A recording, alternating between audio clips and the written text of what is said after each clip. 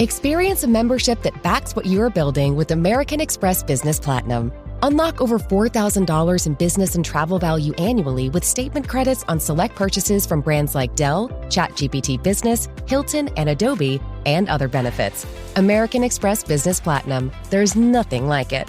Based on total potential value of statement credits on select purchases and other benefits, enrollments required, monthly and other limits and terms apply. Learn more at americanexpress.com/business-platinum. This episode is brought to you by State Farm. Listening to this podcast instead of doom scrolling? Smart move. Another smart move? Getting help from one of State Farm's 19,000 local agents when you choose to bundle home and auto. Bundling, just another way to save with the Personal Price Plan. Prices are based on rating plans that vary by state. Coverage options are selected by the customer. Availability, amount of discounts and savings, and eligibility vary by state. This podcast is part of the Robots Radio Rocket Club, a program designed to help all podcasts reach their full potential. For information about joining the Robots Radio Rocket Club, check out robotsradio.net. Welcome to Holocron Histories, Star Wars Canon versus Legends, where we're going to take a deep dive into the lore of the Star Wars universe. Hello, and welcome to the Holocron Histories podcast, where we talk about Star Wars canon versus legends. I'm one of your hosts, Austin, also known as Teacup, and I'm here with my other host, Ben of Temeria. Yeah, and so we are here for another patron chat. It is that time of the month again, time for our monthly patron chat, and so we are here with our lovely patron, Kodojo. Hey, how you doing? Hello there. I'm doing just fine. That's good. So we're here obviously to still talk about Ahsoka. I mean, that's the big thing that's going on right now. So last we talked, we had 3 episodes, and we've got 3 more. Yes, I believe so. Do we have 3? Yeah, we did have 3. We had 3 or 4? 3. 4 episodes that came out. Was there 4? No, I think we did. The 4th episode came out. Oh, it came out the day that we recorded. That's right. Okay, so we have 3 episodes to talk about? What episode are we on in Ahsoka? 4, 5, 6. 4, 5, 6. So okay, 3. Tonight is 7. Tonight's 7 when as we're recording this, yes. Mm-hmm. Yeah. But yes, Ahsoka, and holy crap, so much to dive into, especially the last episode 5 and 6. Yeah. But episode 4, I need a refresher on episode 4. That is the one. I'm trying to think on the top of my head here. That's when they're on the planet. Oh, yes. Okay, yes. That's where Balin and, I can never remember his apprentice's name. Shin. I don't know why I can't remember that. They're at the star map with Mistress, Night Sister, whatnot. And that's the episode they sent Shin and Mark to go face Ahsoka and Sabine, correct? Yeah. Correct. And then where we got the kind of downgrade of what Merrick was. I was so mad about that. And I was like, really? You made a mysterious thing? And then poof. Right. And it was interesting because he dies very similarly to Savage. And like when Savage dies, like all the Night Sister magic like leaks out of him. Yeah. I'm wondering if he's not just an advanced kind of Night Sister zombie, though.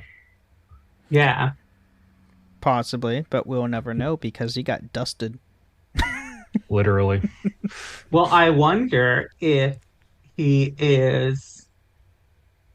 actually is the 8th brother. Oh, okay. From Rebels.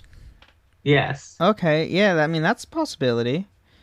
And he could have been the 8th brother resurrected with Night Sister magic. Yes, we know that's a possibility. I never thought of that. But, yeah, we got that kind of a poor reveal, I should say. And then we see Sabine, handling her own with Shin. Well, trying to handle her own with Shin. She stalls. She stalls. Yeah. And then Ahsoka going full samurai on the entire episode. Well, yeah. It was interesting to me, the parallels between Ahsoka and Merrick's duel and Obi-Wan and Maul's duel in Rebels. Oh, okay. In that, like, Ahsoka's kind of toying with Merrick for a little bit. Like, she's not going all out until she realizes she needs to, like, get going, and then she beats him in, like, 3 moves. True. Yeah.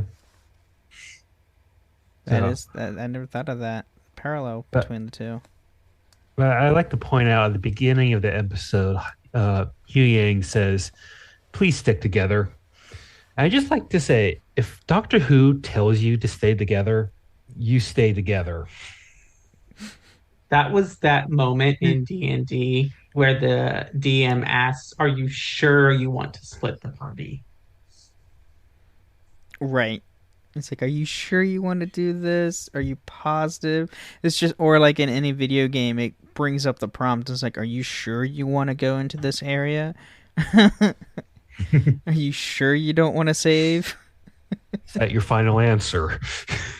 Yep. It's dangerous to go out alone. Yeah. Yes. But then we get that interesting confrontation between Baylan and Ahsoka in the episode, where Baylan straight up speaks of Anakin. I was like, whoa. And then, of course, Ahsoka go on with the agreeing with all of us. Is like, well, he never talked about you. Right. Yeah. And, like, it's interesting because, like, he's still wearing his Clone Wars general armor. It's just all black. Yep. Yeah.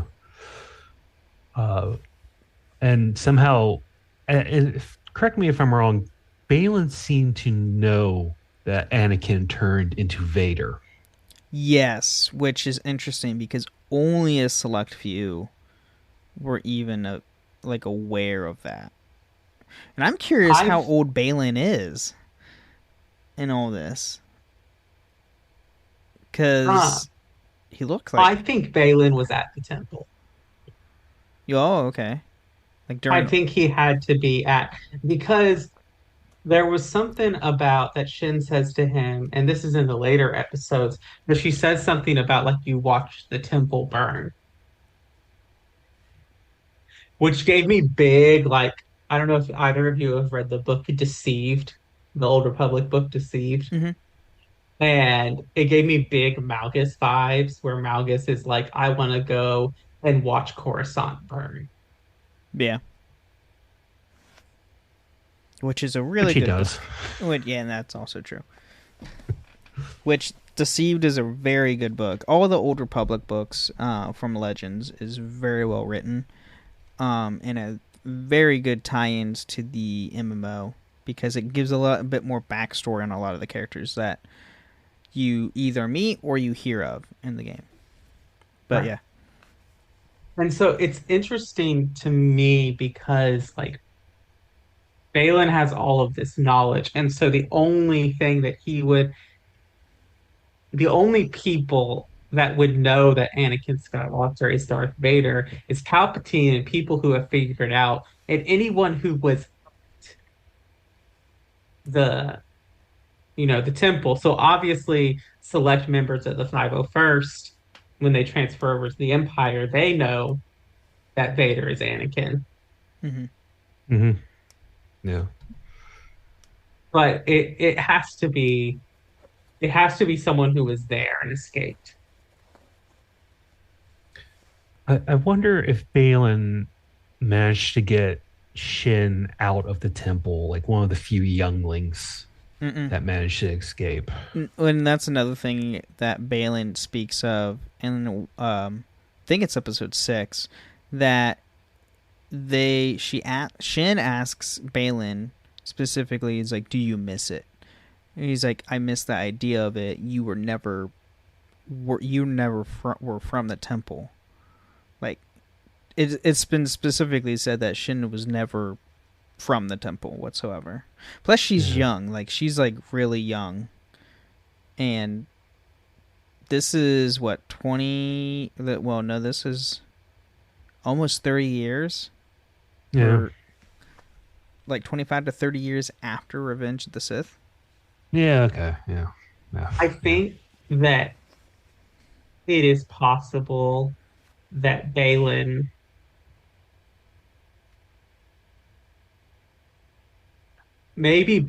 takes over as like the seeker person who's supposed to go and find force sensitive children, and Shin is just a child that he found.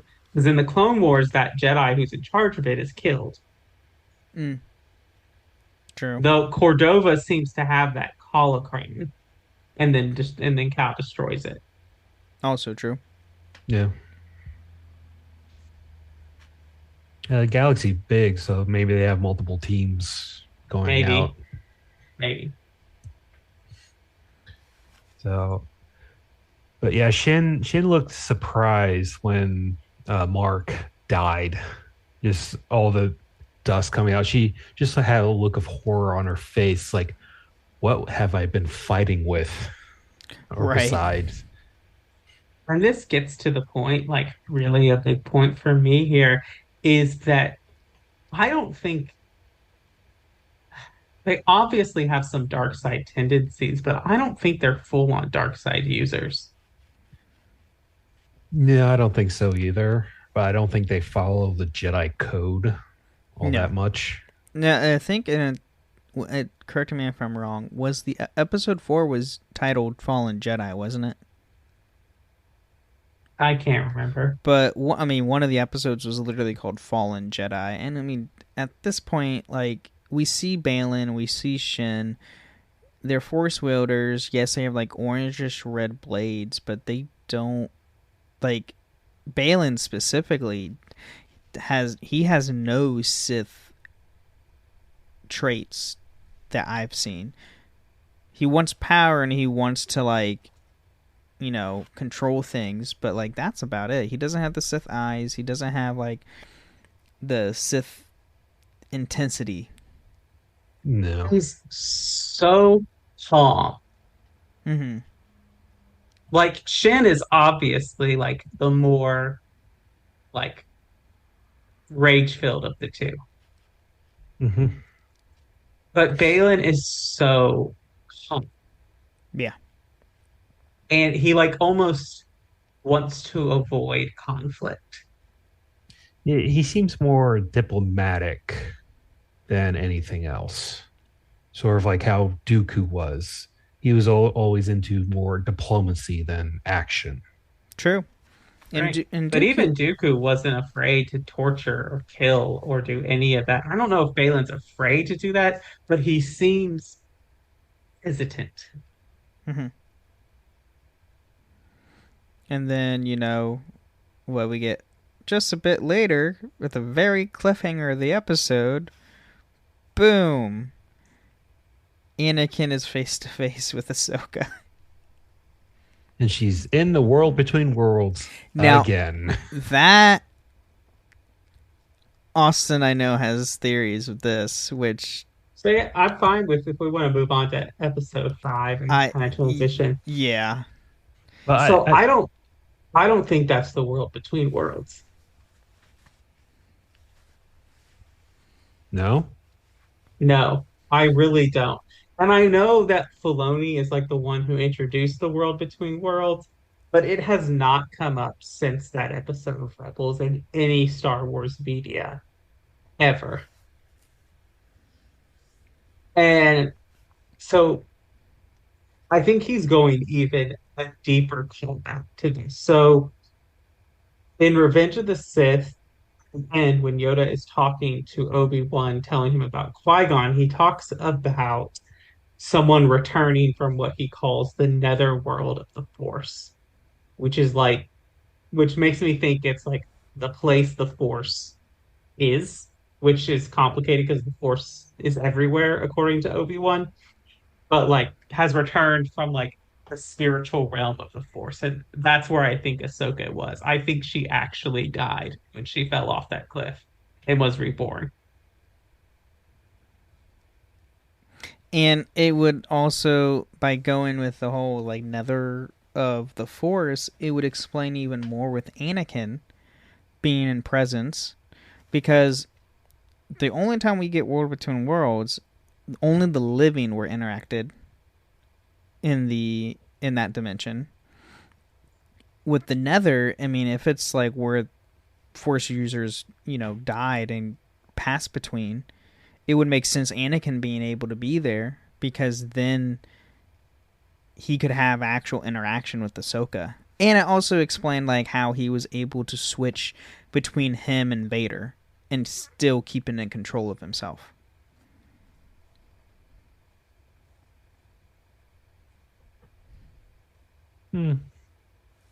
Maybe, yeah. I just also like don't want it to be the World Between Worlds because I hate time travel. That too. Which, I mean, watching this episode, seeing the interaction between Anakin and Ahsoka, for one, freaking Hayden Christensen nailed it. Yes. With the whole interaction between the two. It literally felt like you were watching a Clone Wars episode. It was fantastic how he nailed the Clone Wars like tone of Anakin to a T. I wonder how much of the Clone Wars he actually watched to figure out that part. Funny enough, back when the Kenobi series was coming out, he was interviewed and said that he watched the entire Clone Wars series, so he could like get to know the character after what he performed in the prequel trilogy. So he sat down and watched all of it, which is awesome. But just the interaction between the two, and just seeing the flashbacks, just we finally got to see Anakin in Clone Wars armor. That looked cool. It looked a little bulky, but it definitely looked cool.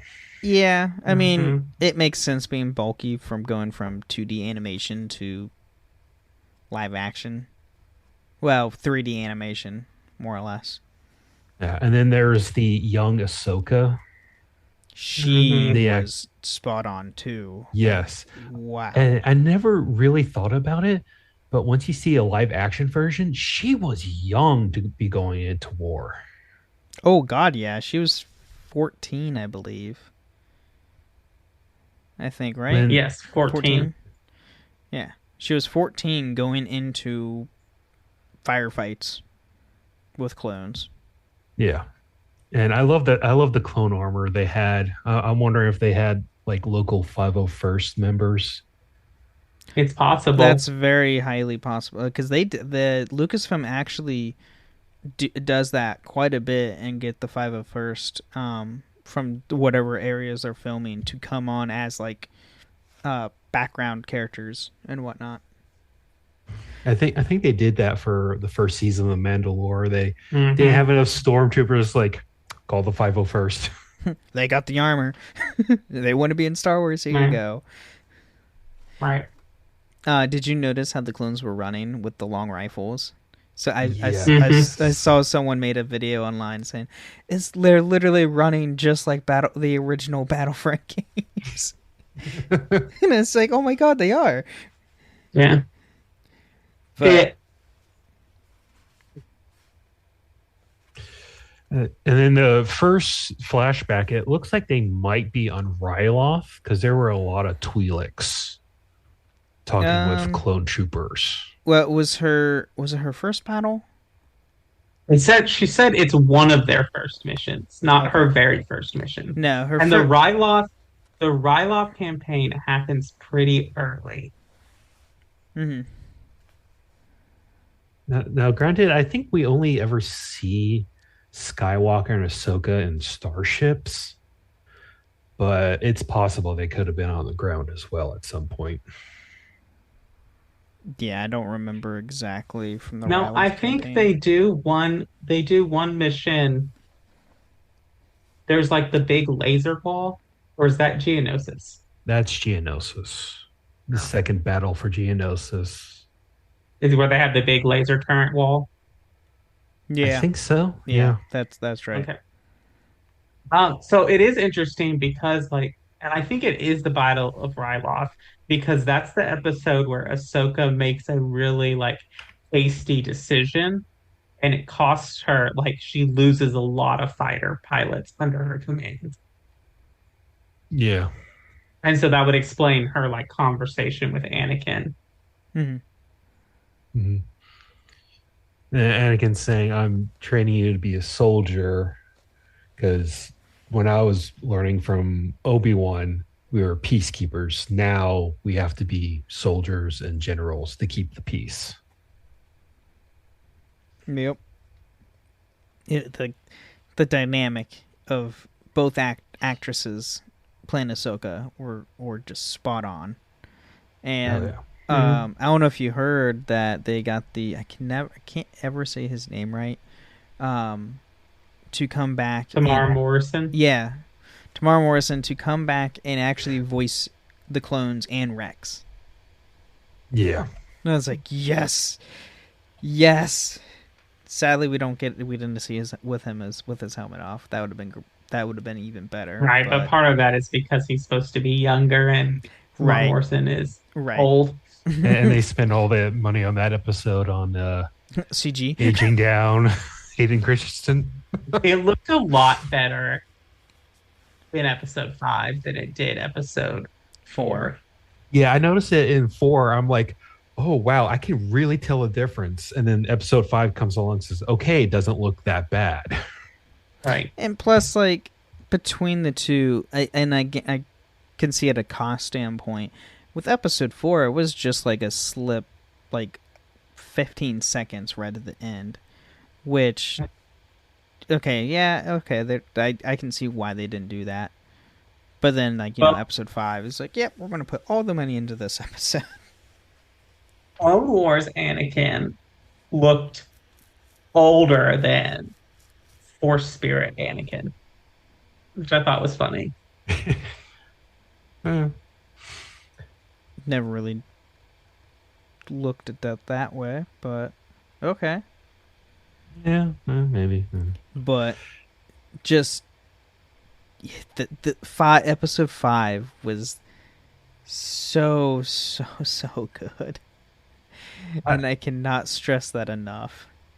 After the talk Anakin and Ahsoka have during the Battle of Ryloth, you see Anakin just marching forward with the troopers, and then you see blasters. You just see it fading from Anakin to Vader, back to Anakin again. And I was like, yeah, the signs were kind of there. Oh, yeah. Easy. And then, that's also Ahsoka knowing what happens to Anakin. But then, continue their training, Anakin just straight up switches to Vader. Red-eyed and everything. And I was his voice was slightly modulated. Mm-hmm. You can hear that heavy breathing that's associated with him. But if you notice, it wasn't not like his suit version of Vader. It's like Vader, like right when he first became Vader in Revenge of the Sith, where he still had his like, limbs to use his normal fighting style. Yeah, it's so good. Yeah, and then I love the Siege of Mandalore scene as well. You actually saw the Maul Mandos. Yes, that was great. Saw the Maul Mandos. You even like.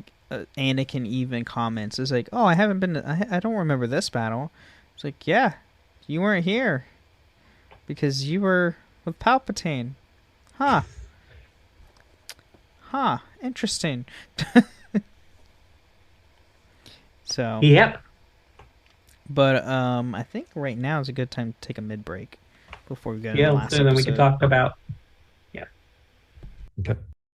This episode is brought to you by Accenture. When your advertising operations fall out of sync, everything else follows. Spotify and Accenture are working together to reinvent the rhythm of ad sales. using automation, analytics, and smarter workflows to simplify campaign delivery and access better data across the business. The result? Less time spent on operations, more time connecting brands with the moments and fandoms that matter most. Learn more at Accenture.com/Spotify. The new LinkedIn Hiring Pro can't undo your last hire. The human postponer. They were the master of one phrase. I'll circle back on that. But 3 months later, you were the one doing all their work and wondering how big that circle is. But LinkedIn Hiring Pro can take the hiring load off your plate. By automating the hiring busy work from the initial job post to scheduling interviews. Hire right the first time with LinkedIn Hiring Pro. Post a free job today at linkedin.com/quality.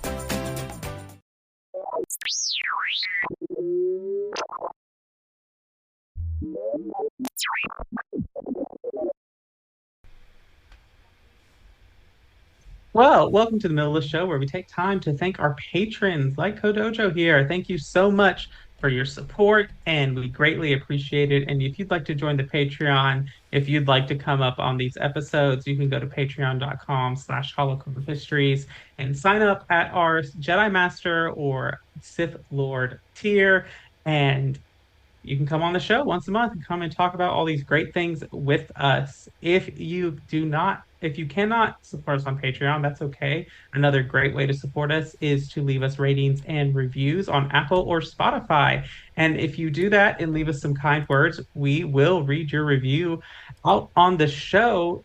Ben, I don't think we have a review to read today. No, so we do not have this week. We do not have one to read this week. You can also come hang out with us on Discord. You can come check us out there on Ben's Discord server, Ben and Friends Podcasting. And then you can come hang out with us also on the Cups Podcasting Network. And you can also come, that's not what it's called. It's called the Cups Podcasting and More.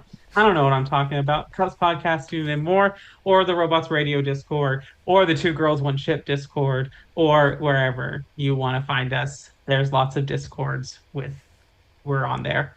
You can also check us out on our other shows. I host the Assassin's Creed Lorecast and the Dragon Age Lorecast, and then Ben hosts the Wizarding World Lorecast, the Final Fantasy Lorecast,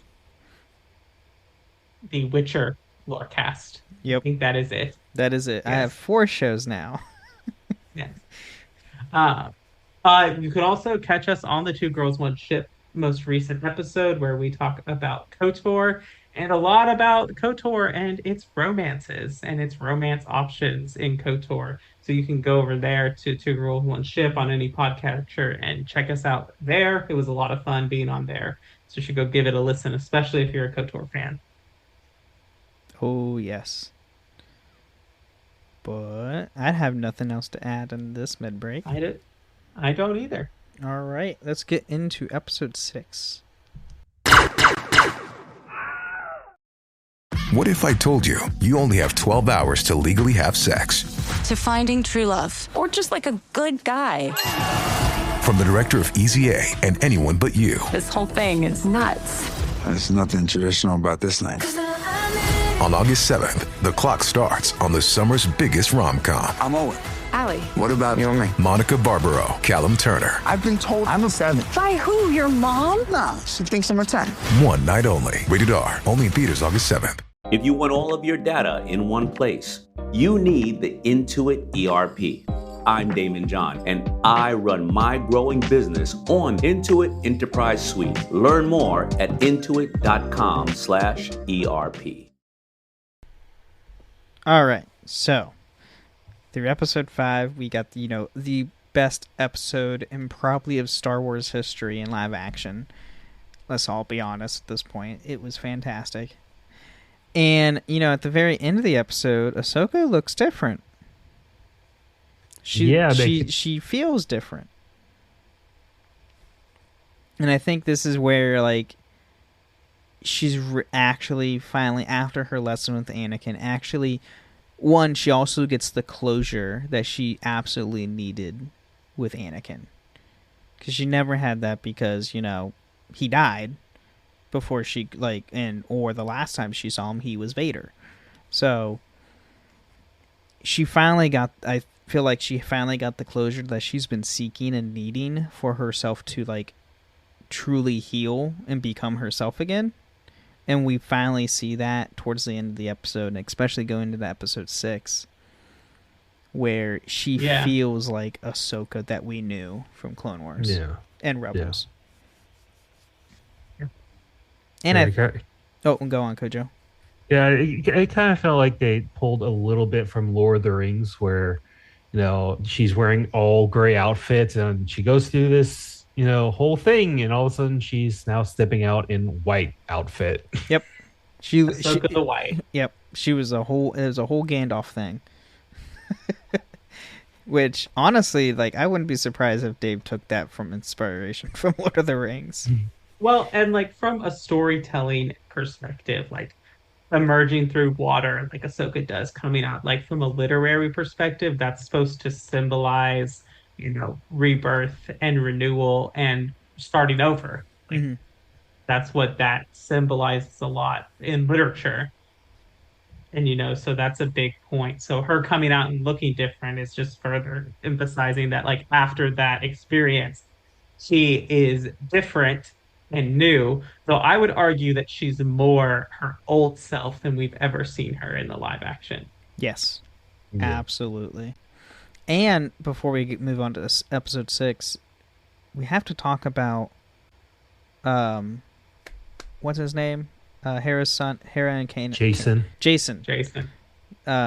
Because well, he's force sensitive. Yeah, but who didn't expect that? Right. I mean, his father was Kanan Jarrus, for crying out loud. Well, yeah, we know.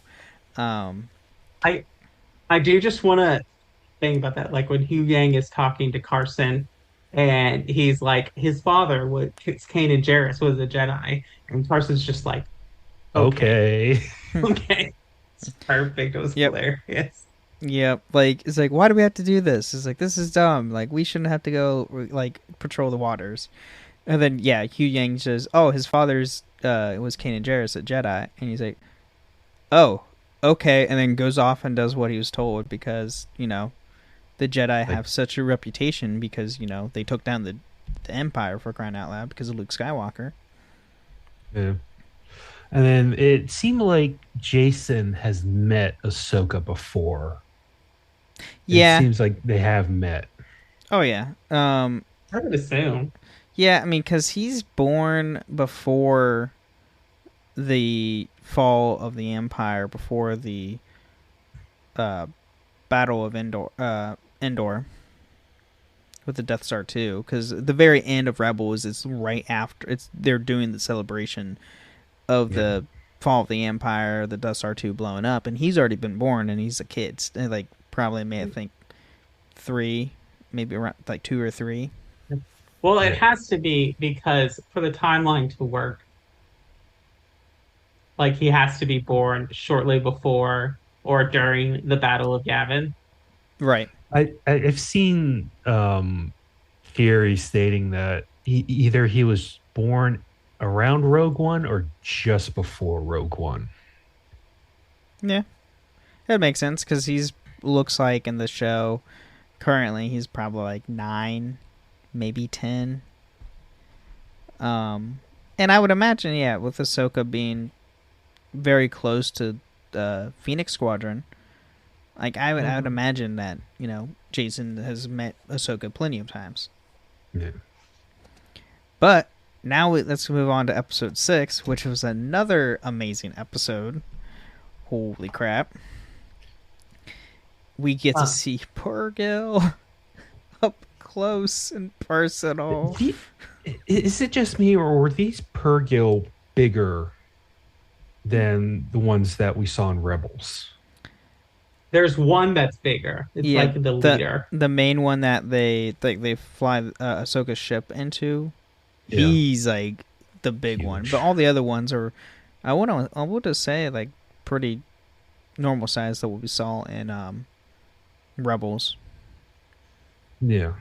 But just Ahsoka's attitude during this whole entire thing. Hu Yang's like, are you really going out there? And he's like, yeah, let's do it. Why not? See what's out there. And And then I love Yu Yang's like telling her stories in a galaxy far, far away. I'm like, okay. Yep. So maybe he's talking about our galaxy. Yeah. That's essentially what people are theorizing. Yeah, it's like we're so far out from our galaxy now, he can make that joke. Mm-hmm. And so I just like my theory is that the entire Star Wars Skywalker saga is just Yu Yang telling the story to some future younglings. Yeah, there you go. Yeah. I would like to point out how hyperspace looks so different when they're traversing between galaxies. Because I know in galaxy it's just a white and blue mixing, and now you just see like a rainbow of different colors streaking by. I don't know if it has to do with speed or it's between galaxies that's happening. I would say it's probably a combination of the two. I would say more on the speed factor.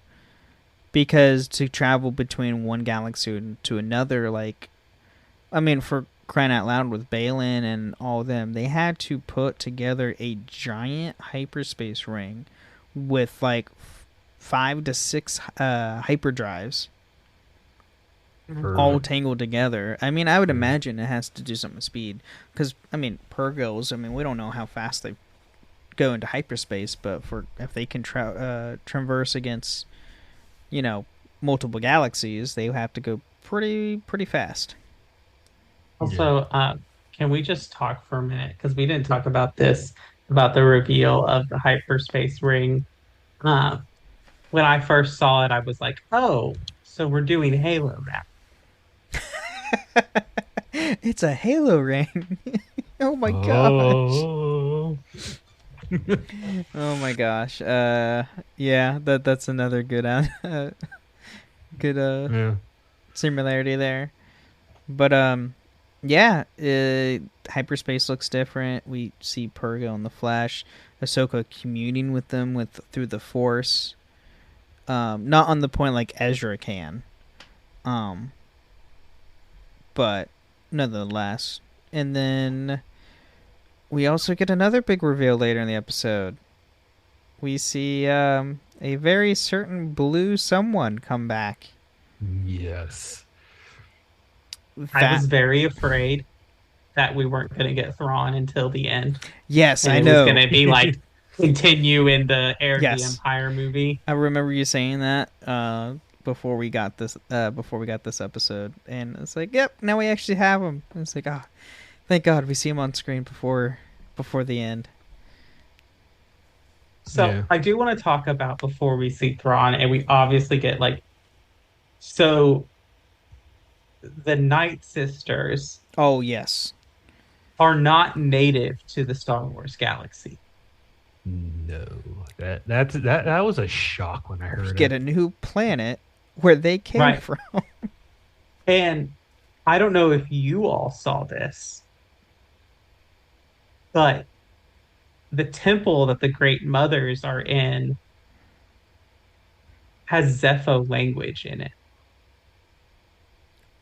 Oh. Yeah, I saw that someone posted that it's Zepho language, but someone also pointed out that now they found Sith language as well, supposedly. Interesting. Well, I wonder how much, if we're getting if the Zepho are gonna start coming into kind of more of a Legends or a canon version of the Rakata. I could see something like that because the Zephos have only been mentioned so far in the Jedi Survivor series, or the Jedi series for the games. Yeah, but it would make sense because the Zepho language on Peridea says praise unto Kujet, which the tomb of Kujet is the tomb that is on Dathomir that you go to in Jedi Fallen Order. And if you read the codex or the entries in Jedi Fallen Order about Kujet, he fell to the dark side. He was a terrible leader and was very oppressive and other things like that. But it's also interesting because this is a spoiler for Jedi Survivor. So if you haven't played the game, just skip ahead a couple minutes. But Cordova and Cal have a conversation about the Zepho, and Cal's like, "Did you ever find the Zepho?" And he goes, "For all I can tell, um, they've disappeared." So I think that the Zepho retreated back to Peridia. Oh, okay. That's possible. I mean, it could be taking a page out of the Rakata and just made them extinct as well. But true, but you never know. I mean, depending where you are in the timeline of Legends, some Rakatans aren't extinct. So, I mean, it could go to, like, there was the Rakatans where they had the Starforge in the KOTOR games, and then when you get to the MMO of Old Republic, if you play on the Empire side, there's actually Rakatans on... trying to remember if I think it's Nar Shaddaa, I believe. It's one of the planets, one of the early planets you go to, where Revan actually had a small cult of Rakatans trapped in a sealed building part of the Starforge. Interesting. Yeah, it's interesting because we get this trope in space travel and space simulations of this advanced race of species that is very mysterious to the galaxy, whether you're looking at the Protheans and Reapers in Mass Effect, or the Rakatan and Zepho in Star Wars, or a bunch of other things that are going on. The Isu in Assassin's Creed. There's just a lot kind of going on, and these other things, the Starborn in Starfield, you've got a lot. And so it'd be interesting to me if the Zepho have kind of been playing these overlords, and they've messed with these different species, messing with their evolution and how they evolve. And if the Night Sisters and the Zepho have some kind of interaction there. Because Balin does say that this was the witch kingdom of the Night Sisters or Dathomir, something like that. Dathomiri. Dathomiri, yeah. So it's possible they either coexisted or knew of each other at least. I think there's also a possibility that there is a vault on Peridia. Okay, I can see that too. A Zepho vault, and that's what Balin is after. Ooh, that would be a really good tie-in to the Jedi games. Yeah. But yeah, we see 3 Night Sisters, actual Night Sisters, not just who cannot remember her name. Starts with an M. Mother Telzin? The one Morgan. Morgan. Yeah, Morgan. Because she's like a Night Sister hybrid. She's I think had more human DNA than actual Night Sister, because you only see bits and pieces of Night Sister in her. Where then we get to this planet, we see full actual Night Sisters and Night Mothers. We see Thrawn in the flesh with his random ragtag altered armor battalion of stormtroopers, with one with a Roman mask. Yeah, can we just all agree that the entrance of the Star Destroyer was the highlight of the episode? Oh, that was fantastic. It was pretty awesome. Did anyone read the Stormtrooper zombie comics? I've read bits and pieces of it, yes. I got big that vibes when I saw the Stormtroopers. Okay. But I have to tell you, when Thrawn and Sabrine are acting, I half expected that Commander Stormtrooper to take off his helmet and him be Ezra. Oh, yeah, I could have seen something like that too. A small piece of me expected that, because I was thinking it would have been I don't know if you play Far Cry New Dawn, which was the sequel to Far Cry 5, but the main antagonist from 5 doesn't die, and then in 5 or in the New Dawn you meet him again, and then you meet with a companion that he has that you get, but he that companion cut out their tongue so they can't talk. Well, you learn through codex or through journal entries and whatnot that new companion you have was your previous character from the game, from Far Cry 5, and was like subjugated to him and like became his pawn. Yeah. I'm wondering if this Enoch Stormtrooper is probably one of the last actual living Stormtroopers. Because if you turn on closed captions, it doesn't say Stormtroopers chanting. It says Night Troopers chanting. Oh. So I'm wondering if this isn't an army of resurrected Stormtroopers. Because you see almost all of them, except for Enoch, have some kind of red ribbon tied around them. And the Night Sisters are known for wearing red outfits. True. So I'm wondering if, at some point Thrawn got into a fight with somebody over in this new galaxy, lost a bunch of troopers, and just started having the Night Sisters resurrect them as Stormtrooper zombies. That's a highly possible. Yeah, like Enoch so far is the only one that we actually see that gets, talk and whatnot, and unique armor. Sabine, rides off on a good boy, an alien good boy, which is that is the most adorable alien like dog. And then Austin had to leave. He had some work stuff to deal with, but so it's just me and Kodojo right now. But like I cannot remember what the alien dogs' names were. But oh my god, either. Like Hounders or something like that. Something like that.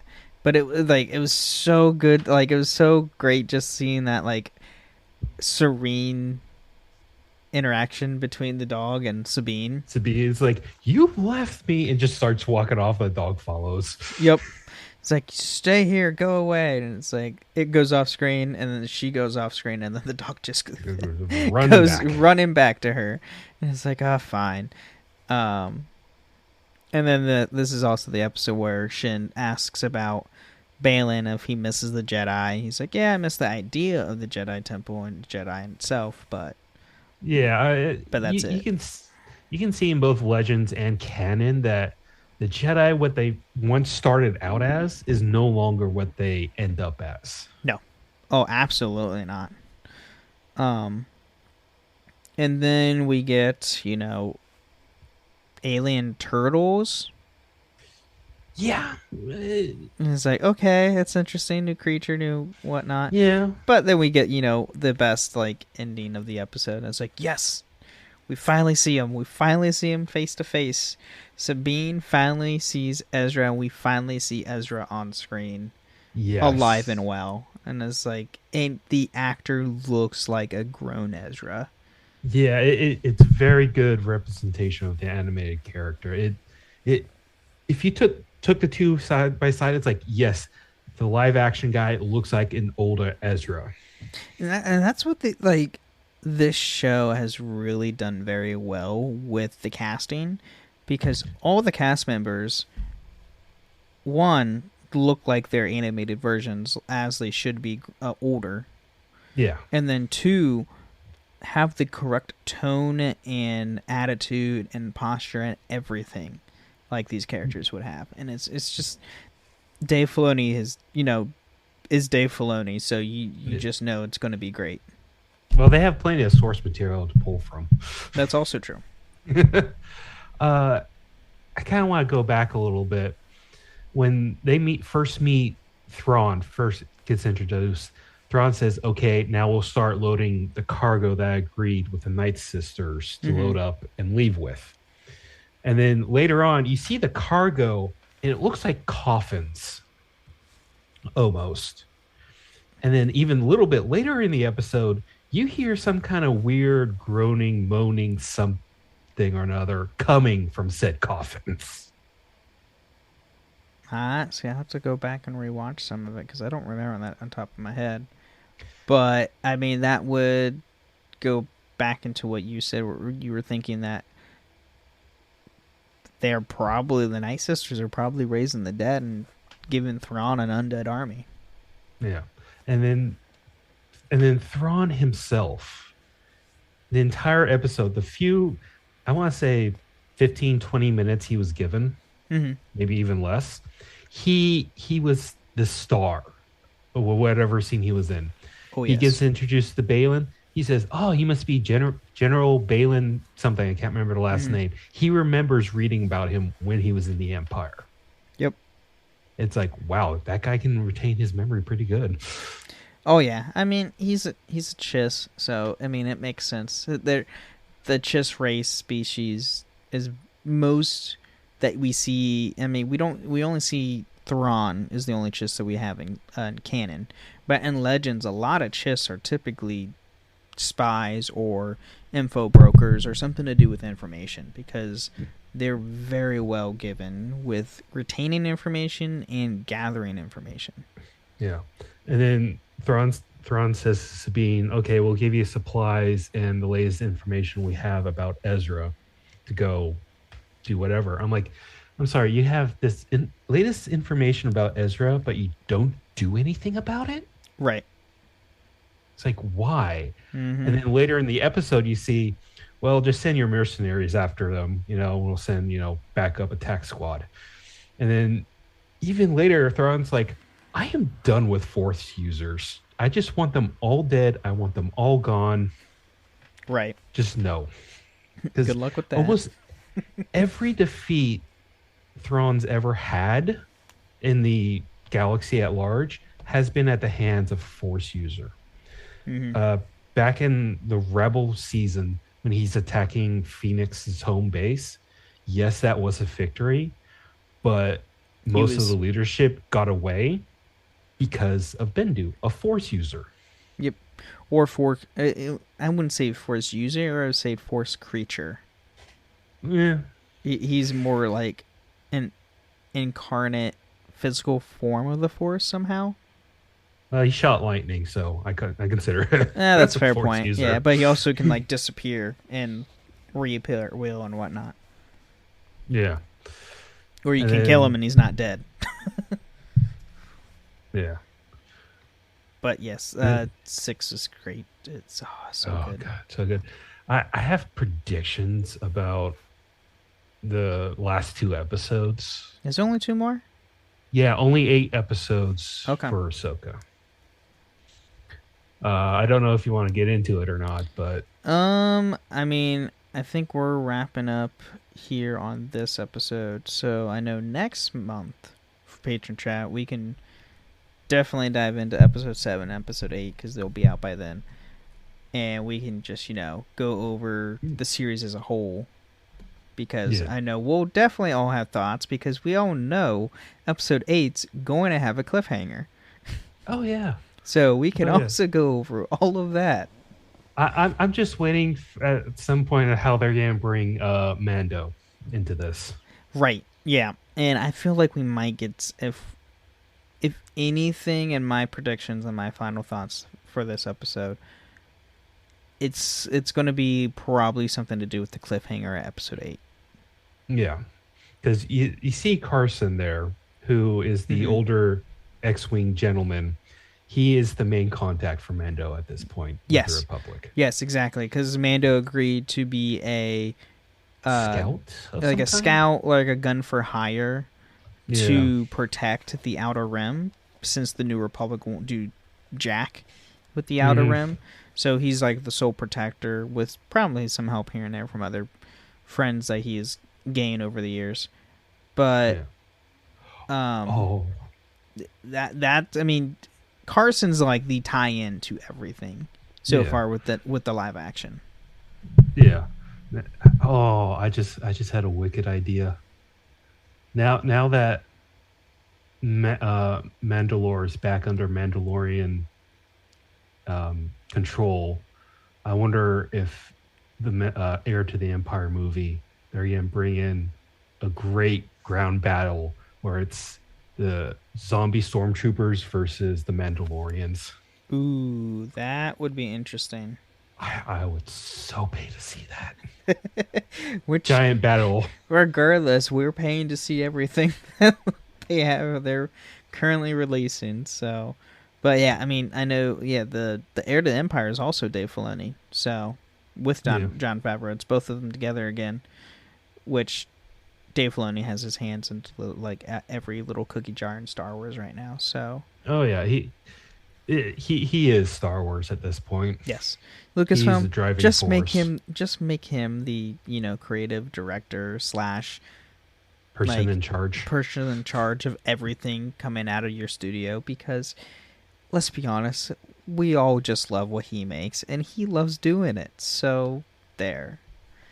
But any final thoughts on the last 4, 5, and 6? No, they were great episodes. Every single one. So far, not a single filler, really. Right. Yep, not a single filler. I was worried when episode 1 and 2 were out because it felt slow. It didn't feel like Ahsoka didn't feel like herself. But then you get to these later episodes like, okay, nope, this is awesome. This is the best series so far. Yeah. It just takes time. Just takes a couple episodes and then it's like, oh, okay, cool. But yeah. Kodojo, where can people find you? They can find me on the Discord as Kodojo. Awesome. And then, you can find me everywhere with podcast Discords and all that with my shows.